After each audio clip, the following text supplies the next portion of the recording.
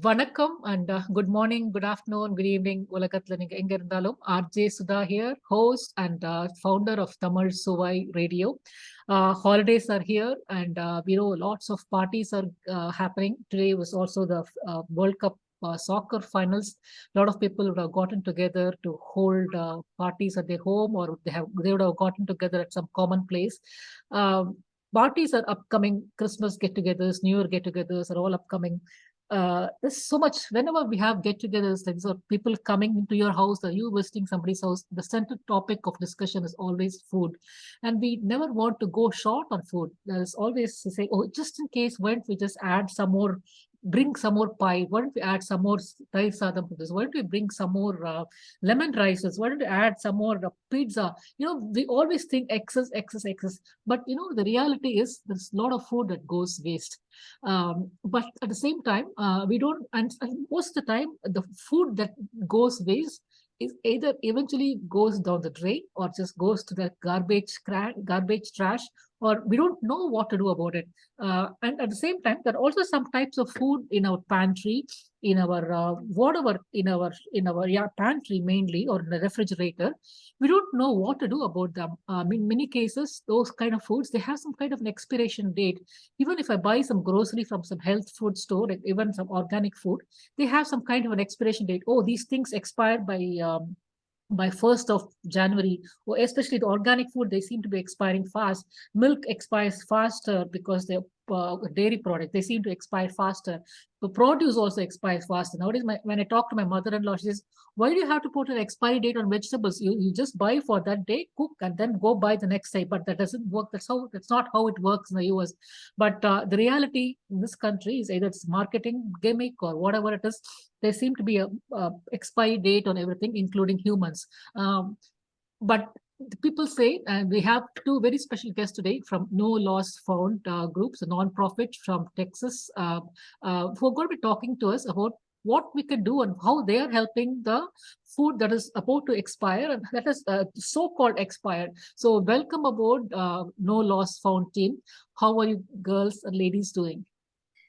Doing just fine. Very Thank good. you so much for this opportunity to speak and talk about food waste.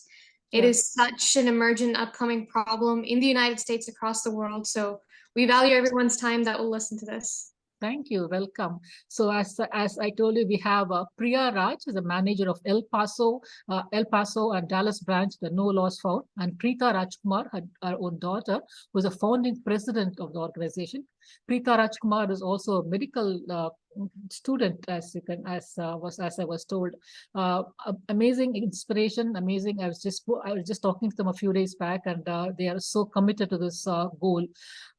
They have been rescuing a lot of surplus food that is eligible that would have otherwise gone waste.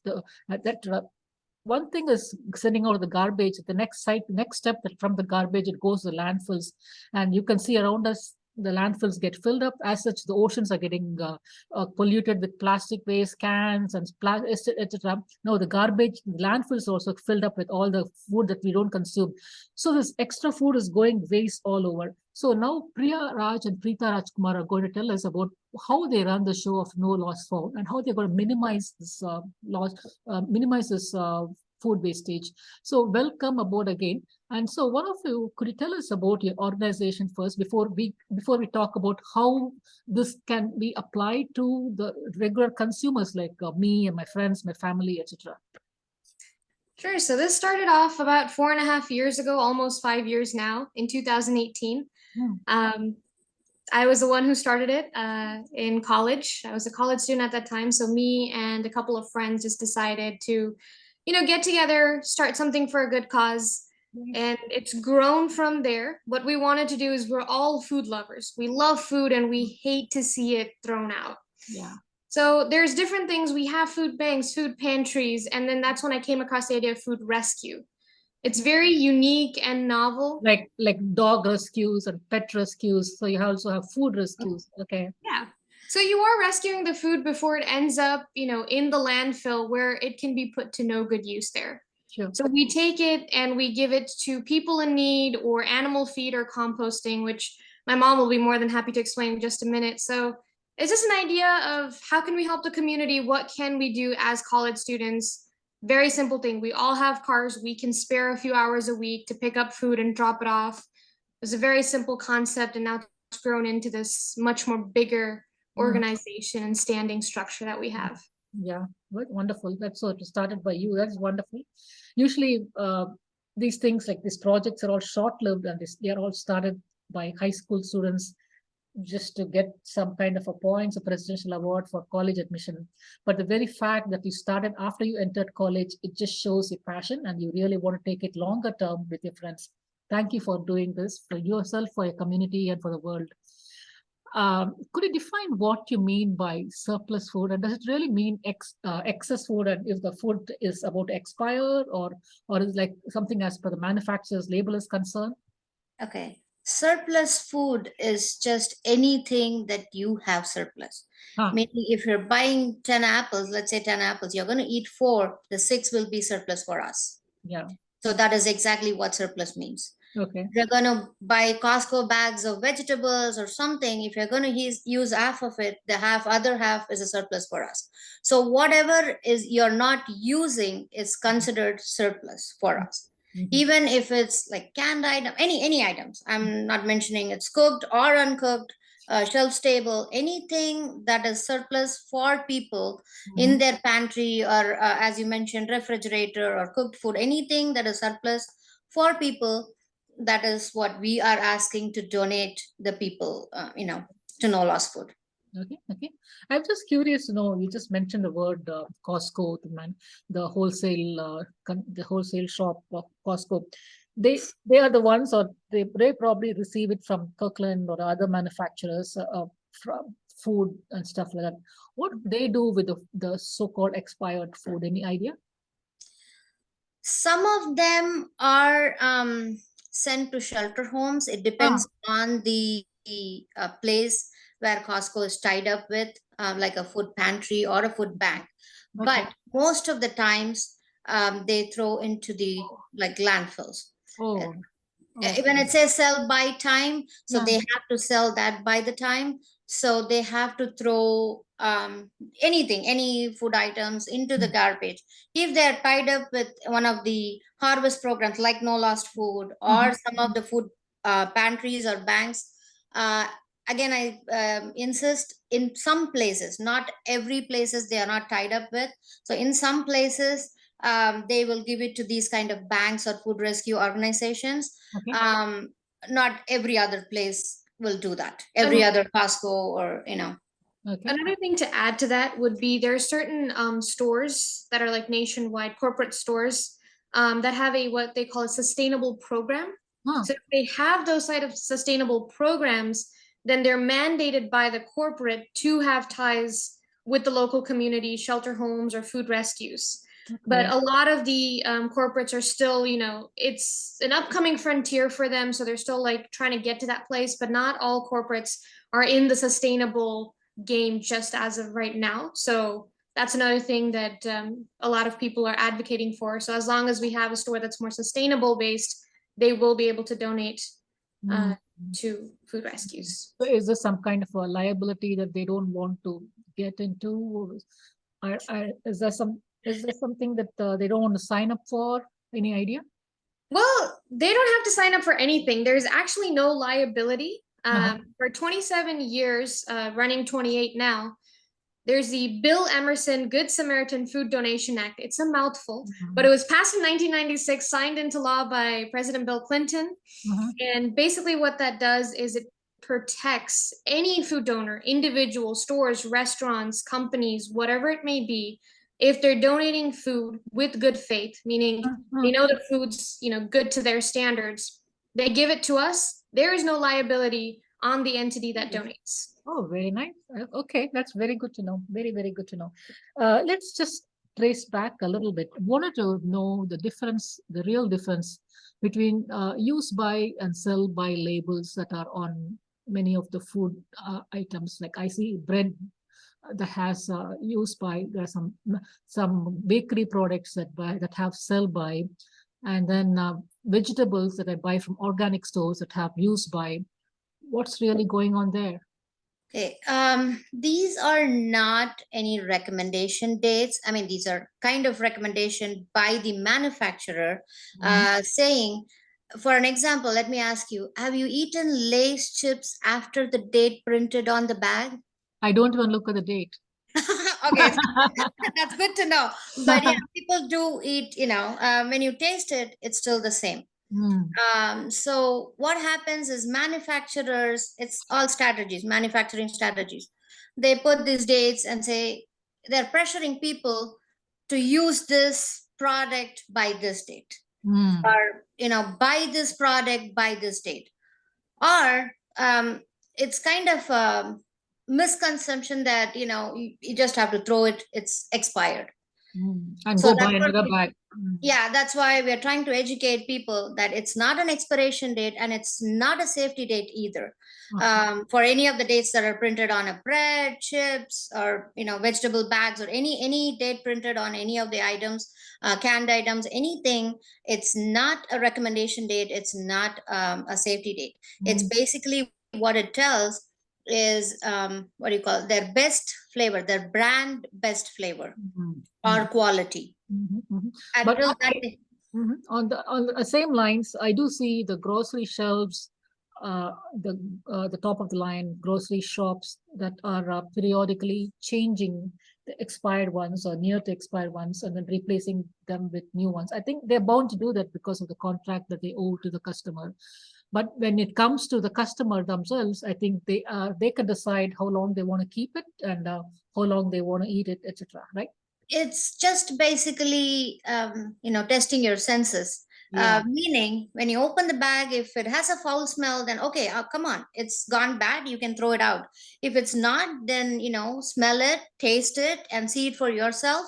And then of course you'll find if it's bad or not, then you can really cook it, or do whatever you're going to do with it. So that's basically what we are trying to tell people as well.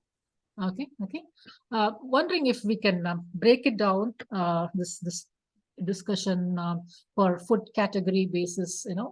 What is okay as far as best buy or consume by dates. Dairy. What are your thoughts on dairy? Is it safe to go beyond use by? Yeah, it's perfectly fine. Okay. So a lot of dairy products will have use by, or nowadays they're changing it to sell by. Sell by is actually just for inventory purposes. It's to let these stores and our manufacturers, retailers know when the product needs to be sold by. It has nothing to do with the safety or the expiration of the product. Okay. Now, granted to say is if you took milk and you're like, oh, okay, it's sell by and it's going to go bad by that date, and you stored it out on your countertop, of course it's going to go bad in 2 days. Yeah. But I mean, if you store it in the proper refrigeration, keep it inside your fridge and you don't take it out and leave it out for hours on end before you put it back in, it lasts for at least a week or 2 weeks, depending on proper storage. So dairy product, that's the only kind of caveat is how well you store it. Preservation is the key. Okay. Because sometimes if people don't store it properly, even before those dates on that, it can go bad. Absolutely. They forget it, they leave it on the counter, they come back a few hours after shopping or something and still on the counter, they put it back in, think it's going to be good. The next day it goes bad. Absolutely. So that's the issue with dairy products. If it's stored properly, it lasts for at least a week to 2 weeks after the date. Okay. That's very, very good to know. Okay. Poultry. Again, same thing. We don't want the whole thing to be thought out all the time, which is why a lot of people say if you do meal prep or anything, put it into portions that you or your family is going to consume. Okay. When you buy that big, like what is it, 6-pack, 8-pack from Costco, take it out, cut it up into the packets that your family is going to eat, and store it. Freeze the rest. Yeah, freeze it, and then you take out one portion, you can eat that, and then you're good to go. So you're not thawing out everything all the time, and you don't have to worry about it. Another thing is cooking.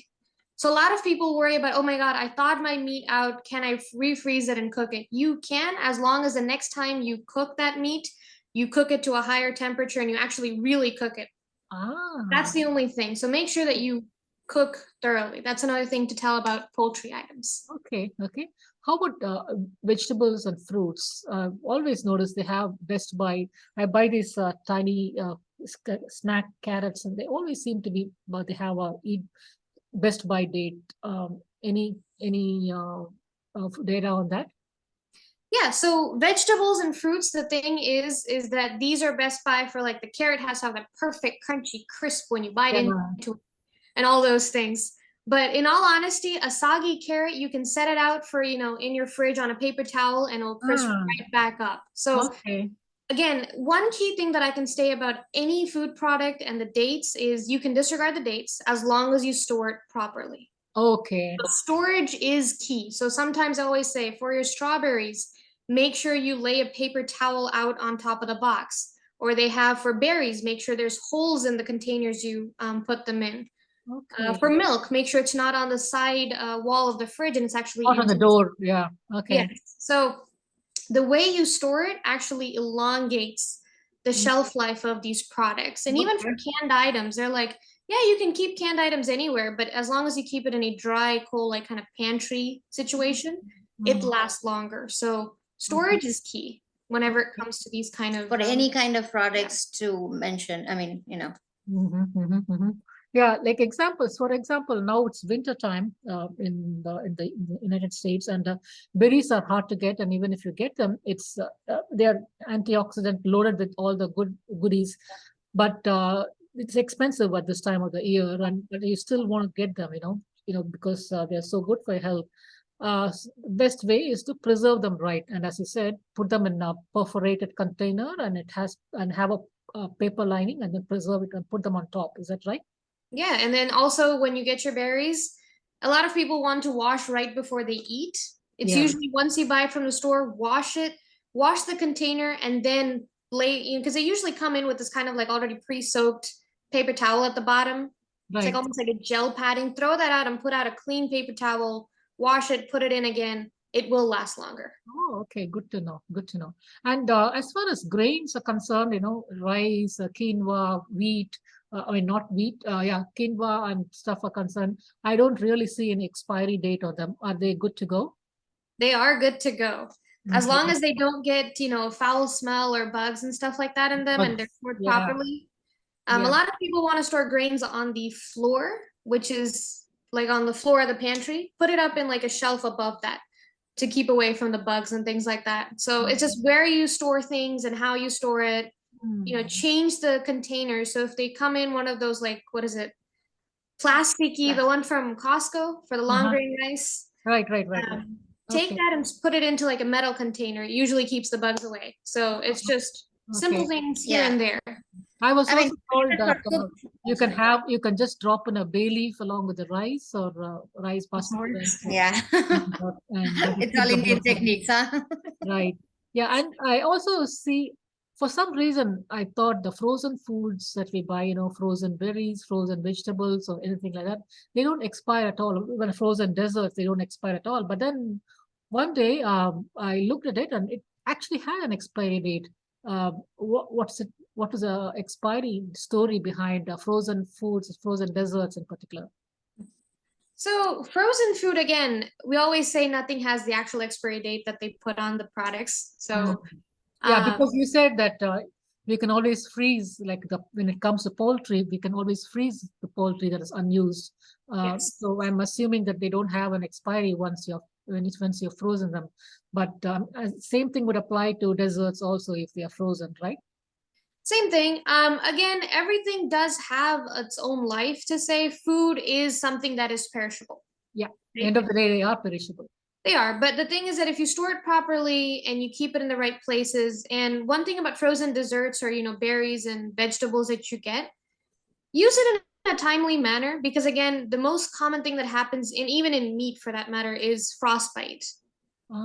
So it doesn't go bad so quickly, to say, but it can have a frostbite and then it becomes hard to eat after that, because when you thaw it, within hours it actually starts to go bad because of that frostbite. So it doesn't go bad in the freezer, but once you take it out, it can, because of frostbite and things like that, just being in that cold temperature for so long. So one thing we always say is buy what you're actually going to eat. A lot of people have this like weekly shopping method. So they buy exactly what they need for that week, and it's usually good to go. Yeah. But sometimes they don't, that's what she said. I will explain it later on. So actually what it means is when we educate people, when we do seminars or something, what we do ask them to is whatever you can eat by that amount. Yeah. If you cannot, then donate it to, No Loss Food or, other organizations like that. What happens, at that point, we have a quality control check, and then we say, okay, this is good for human consumption. So we send it to shelter homes or wherever, the food is needed. And if it's not good, it move down the line and, it'll be given to animal feed or composting. So both are different. Everyone saying, okay, what is the big deal with composting and landfills? Landfills has a lot of, toxic gases that forms combining with the food and the metal. If it combines, it forms methane, carbon dioxide, whatnot, a lot of toxic gases. But compost doesn't do that. It's organic fertilizer that can be repurposed to grow your plants or, Absolutely. Yeah. So those are different things. People always ask me when I do the seminars, they'll say, okay, what is the big difference between composting and landfills? No, that is totally two different things. That will save the compost, will save the environment, but landfills doesn't. So, oh yeah, absolutely. There's no doubt about it. Indian cooking in particular uses a lot of herbs, cilantro, curry leaves, ginger, and American cooking uses other things like parsley, basil, etc. These are precious herbs. They come in small quantities. Sometimes I don't know how to, and they come in less. They come cheaper, relatively cheaper compared to other vegetables. But at the same time, they tend to perish very early on. So we tend to get a little careless while using them. Okay, I've used this. It's getting careless. I tend to carelessly use them in the kitchen, in the fridge, and I put them somewhere. And when I really want it, they've already become mushy. What are the best ways you think I can preserve? Let's say okay. cilantro. For an example, let's take cilantro, Yeah. or mint or something. Yeah, mint. Yeah, either you can buy them and plug the other unwanted things and everything. There are a couple of ways you can store them in a big, for an example, like a 2-liter Coke bottle. Cut the top off, put a paper towel, and then put them right in, and then they stay for about 2.5, 3 weeks. Huh. They're still good for that. Again, same thing with cilantro, everything. Or one of those grape boxes from Costco. As she said, you can put a paper towel, a clean paper towel, wash the container, and then wash these leaves and everything. Put a paper towel and then put them in there and close it. Good for 3 weeks or 4 weeks or something. That's good. So simple tips, some of them are very simple, as we all mentioned, that it's storage. Yeah. Again, for cooked food, we ask people to store them in the freezer every time. Okay, you know what? This at 165 degree, you have to serve everything. Fine, you store it, and then when you eat, you can pick up, take the cook. I mean, like in the microwave or stove, oven, yeah, anything. You can kind of reheat it to this temperature, and then it's still good to eat, right? So at the end of the day, we're just trying to make sure that moisture doesn't stay with our food. That's what we're trying to do. So that's the key. Why we keep saying store everything cool and dry. Why do we say to put a paper towel everywhere? It's moisture is what actually helps, the bacteria and all the other sort of unwanted organisms to grow and cause them to get mushy or get a mold on them, or start eating with a worm or anything through an apple, the typical example. So it's keeping the moisture away and keeping the right amount of moisture they need to have, and they store well. That's exactly what I was Storage is key. Always storage is key. Back to what you're doing at No Lost Found. Is it just isolated to El Paso? Do you have branches elsewhere?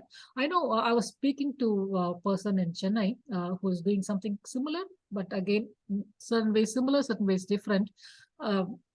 On how he basically picks up food from like parties, marriages, other functions, and he gets a call to his organization, and he goes, and he or his organization, somebody from the organization goes and picks up the food from there and delivers it to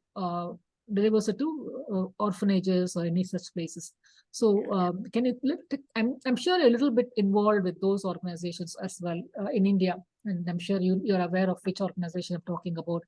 Will you be able to throw some light on such organization? And if it is at all possible to have something similar along those lines in the US, because the US food regulations are very high. I cannot just go and drop off food to a homeless person here because it comes with a lot of rules. I can give a food gift card, but I cannot give him a food. That's what I was told. Could you tell me a little bit more about Arun Kumar's no food waste organization? Yes, of course. We're actually a part of that organization as well, kind of in the advisory section of the organization. But it's very similar concept. We do pick up cooked food items from parties and everything like that, but also our, kind of area is tailored to the US as well, where we do canned food and all the other sorts that are more found here more commonly. So very similar concept. Food comes in different forms and shapes, but it's end of the day, it's food, right? Yeah. So very similar concept that we do in El Paso, and we're currently in Texas. So we're in El Paso and in Dallas. We're always, happy to branch out anywhere as long as we have a willing manager to deal with me. That's about it. So we have one manager for right now, but then if we have other managers, we'd be happy to branch out.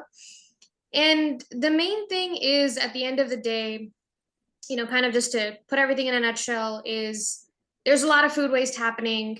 We want to make sure it doesn't happen. And what we do is we get it to people in need. And as you mentioned, yes, as an individual to go give food to a homeless person, it's difficult. That's why we have the umbrella of a 501c3 nonprofit organization, which comes with its own benefits of being able to donate food, because we have our sets of rules and regulations that we have to follow that will be within the reaches of the US federal government's food system, and make sure that we follow all the rules and regulations. We're able to give that food that an individual has difficulty giving.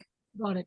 So that's why it is better to work collectively as a team and as one entity together than as individuals. So which is why we always reach out to the community for people who want to do that, to share their interest and support with us, and we'll be able to make their dreams happen of them being able to go donate that food and getting their satisfaction, as well as our goal of save food, reduce hunger.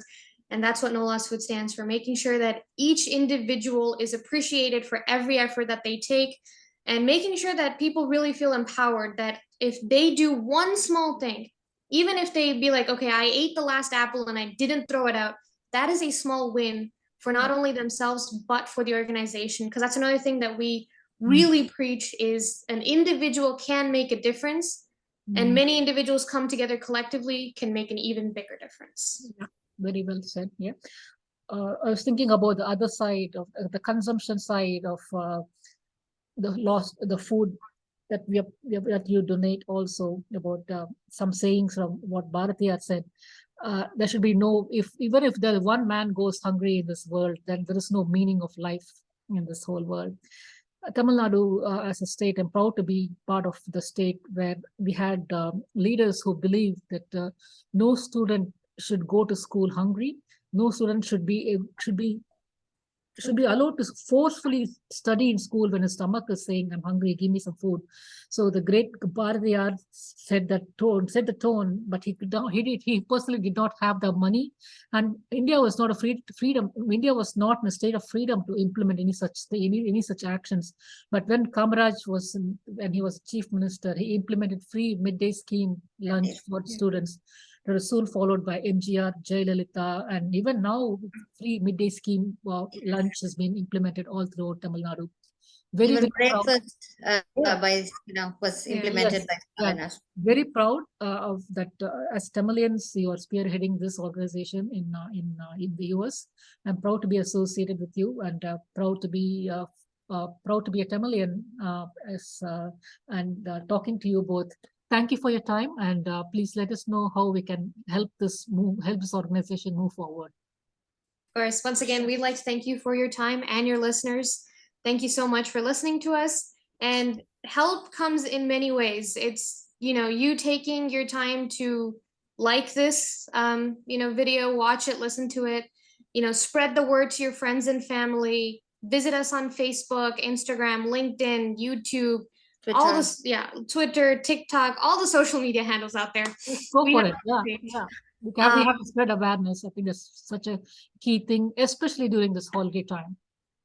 Follow us, like us, make sure you take a small step today to reduce your food waste. And if you're interested in being a branch manager or just want to volunteer, we have opportunities. Everyone shops on Amazon. You can do an Amazon Smile account and just, click No Lost Food, and a portion of their proceeds will come to us. So there's multiple ways that you can, join and help. So it's very simple, from you not wasting your food to becoming an even bigger part of this goal is becoming a volunteer with us. Great.